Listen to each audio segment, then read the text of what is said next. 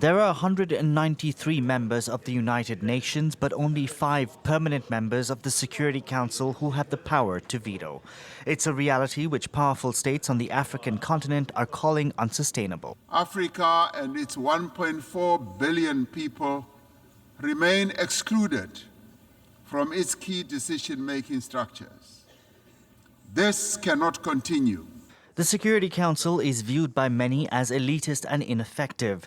The right to veto, often used by Russia, China and the United States, tends to paralyze the body, something Ukraine's president alluded to when he addressed world leaders on Wednesday. Unfortunately, at the UN, it's impossible to truly and fairly resolve matters of war and peace because too much depends in the Security Council on the veto power.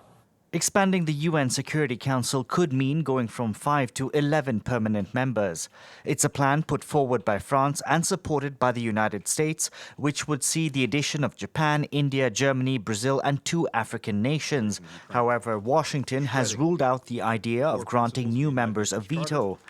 Paris, meanwhile, is eager to float new ideas on conditioning the right to block motion.